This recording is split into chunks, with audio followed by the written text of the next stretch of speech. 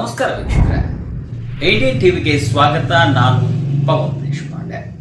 Railway ಹೋರಾಟ ಸಮಿತಿ ಈಗಾಗಲೇ ಸಾಕಷ್ಟು ಸಂಘ ಸಂಸ್ಥೆಗಳು, ಸಂಘಟನೆ ಮುಖಂಡರು, ನ್ಯಾಯವಾದಿಗಳು ಹೀಗೆ ಎಲ್ಲರೂ ಕೂಡ ಈ ರೈಲ್ವೆ ಹೋರಾಟ ಸಮಿತಿಗೆ ಬೆಂಬಲವನ್ನ ಸೂಚನೆ ಮಾಡಿದ್ದಾರೆ. ಈ ಕುರಿತು ಒಂದು ವರದಿ ಇಲ್ಲಿದೆ. ಲೋಕಾಪುರದಿಂದ ರಾಮದುರ್ಗ ಸಿರ್ಸಂಗಿ ಸೌದತ್ತಿ ಮಾರ್ಗವಾಗಿ ಧಾರವಾಡದವರೆಗೆ ರೈಲ್ವೆ ಮಾರ್ಗ ಆಗಬೇಕಂತೇಳಿ ಕಳೆದ 20 ವರ್ಷಗಳಿಂದ ಸೌದತ್ತಿ ಮತ್ತು ರಾಮದುರ್ಗದಲ್ಲಿ ನಿರಂತರವಾದಂಥ ಹೋರಾಟಗಳು ಆಗುತ್ತಾ ಬಂದಿವೆ.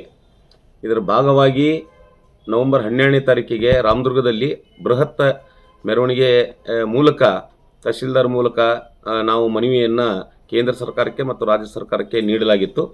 ಆ ಮನವಿಯ ಭಾಗವಾಗಿ ಮತ್ತೆ ನಾವು ಎಲ್ಲರೂ ಸೇರಿ, ಕ್ರಿಯಾ ಸಮಿತಿಯ ಎಲ್ಲ ಹೋರಾಟಗಾರರು ಸೇರಿ ಸಂಬಂಧಪಟ್ಟಂಥ ಎಲ್ಲ ರಾಜ್ಯಸಭಾ ಸದಸ್ಯರಿಗೆ, ವಿಧಾನ ಪರಿಷತ್ ಸದಸ್ಯರಿಗೆ, ಉಸ್ತುವಾರಿ ಸಚಿವರುಗಳಿಗೆ ಮತ್ತು ಮಾನ್ಯ ಸಂಸತ್ ಸದಸ್ಯರಿಗೆ, ಆಮೇಲೆ ಸಚಿವರುಗಳಿಗೆ ಎಲ್ಲರಿಗೂ ಮನವಿ ಕೊಟ್ಟು ಕೂಡಲೇ ರಾಜ್ಯ ಸರ್ಕಾರವನ್ನು ಒತ್ತಾಯಿಸಿ ರೈಲ್ವೆ ಮಾರ್ಗಕ್ಕೆ ಭೂಮಿ ಕೊಡಬೇಕಂತೇಳಿ ತಾವೆಲ್ಲರೂ ಒತ್ತಾಯಿಸಬೇಕು ಅನ್ನುವಂಥ ಮಾತನ್ನು ಹೇಳಿ ಅವರಿಗೆಲ್ಲರಿಗೂ ಮನವಿ ಕೊಡಲಾಗಿತ್ತು.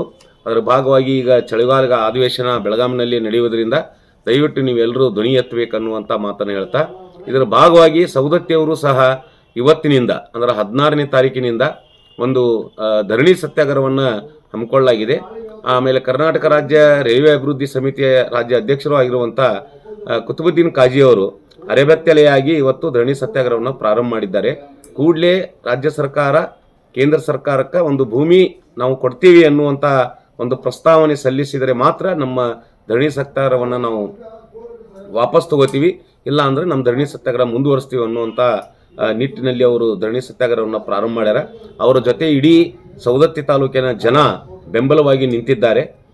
ಆದ್ದರಿಂದ ರಾಜ್ಯ ಸರ್ಕಾರ ಕೂಡಲೇ ಈ ರೈಲ್ವೆಗೆ ಸಂಬಂಧಪಡುವಂಥ ಲೋಕಾಪುರದಿಂದ ರಾಮದುರ್ಗ ಸಿರ್ಸಂಗಿ ಸೌದತ್ತಿ ಯಲ್ಲಮ್ಮ ಮತ್ತು ಧಾರವಾಡದವರೆಗೆ ಏನು ರೈಲ್ವೆ ಮಾರ್ಗ ಆಗ್ತಾ ಇದೆ, ಆ ರೈಲ್ವೆ ಮಾರ್ಗಕ್ಕೆ ದಯವಿಟ್ಟು ಭೂಮಿ ಕೊಡ್ತೀವಿ ಅನ್ನುವಂಥ ಒಂದು ಪ್ರಸ್ತಾವನೆಯನ್ನು ಕೇಂದ್ರ ಸರ್ಕಾರಕ್ಕೆ ಕಳಿಸಿ ಈ ಧರಣಿ ನಿರತರನ್ನು ತಾವು ಅಲ್ಲಿಂದ ಎಬ್ಬಿಸಬೇಕು ಅನ್ನುವಂಥ ಮನವಿಯನ್ನು ನಾವು ಮಾಡ್ತೀವಿ.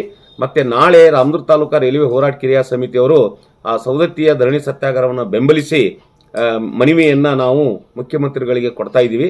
ರಾಮದುರ್ಗದ ಜನತೆ ಮತ್ತು ರಾಮದುರ್ಗದ ಕ್ರಿಯಾ ಸಮಿತಿಯ ಎಲ್ಲ ಮುಖಂಡರು ನಾಳೆ ಸರಿಯಾಗಿ ಕರೆಕ್ಟ್ 11 ಗಂಟೆಗೆ ಲೈಬ್ರರಿ ಪಕ್ಕದ ಮೈದಾನದಲ್ಲಿ ಬಂದು ಸೇರಬೇಕು ಅಂಥೇಳಿ ಕಳಕಳಿಯ ವಿನಂತಿ ಮಾಡ್ತೀನಿ.